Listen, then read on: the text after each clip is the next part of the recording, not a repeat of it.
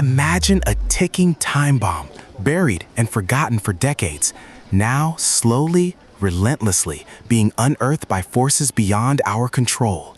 This isn't a sci-fi movie plot, it's a very real danger emerging from the shadows of the Cold War. We're talking about sites that hold some of the most toxic legacies of that era. These aren't just any old ruins.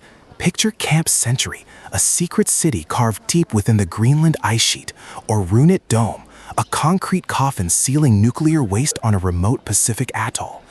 Both were abandoned, believed safe from the world. But today, climate change is peeling back their layers, revealing horrifying truths.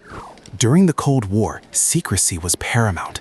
Nations raced to develop devastating weapons, and in their haste, created facilities that pushed the boundaries of engineering and ethics.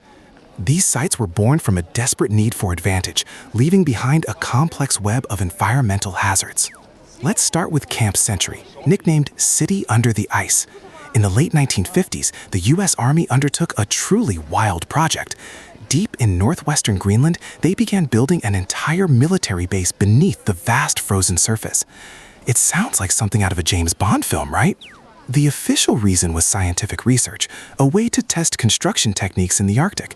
But the real top-secret purpose was Project Iceworm, a plan to deploy hundreds of nuclear missiles close enough to strike the Soviet Union, hidden and mobile under the ice. A truly ambitious and terrifying idea. By 1966, geological studies revealed the ice sheet was shifting much faster than anticipated, threatening to crush the tunnels. Camp Century was abandoned, but here's the chilling part. Instead of cleaning it up, they simply left everything behind. They assumed the ice would preserve it forever. This abandoned waste included 200,000 liters of diesel fuel, vast amounts of sewage, and crucially, low-level radioactive coolant from its portable nuclear reactor. Plus, who knows what biological waste from the human presence. All sealed under the assumption that eternal ice was their permanent vault. Now, let's fast forward and shift our gaze thousands of miles across the globe to a tiny speck in the Pacific Ocean, Runit Island in the Marshall Islands. This story begins with a different kind of Cold War legacy, nuclear testing. From 1946 to 1958, the U.S. conducted 67 nuclear weapons tests in the Marshall Islands. Imagine the sheer devastation. One of the most infamous was the Castle Bravo test, a hydrogen bomb 1,000 times more powerful than the Hiroshima bomb. It vaporized entire islands. After the testing, the U.S. faced a monumental cleanup challenge. On Runit Island, they gathered over 111,000 cubic yards of radioactive soil and debris from multiple tests.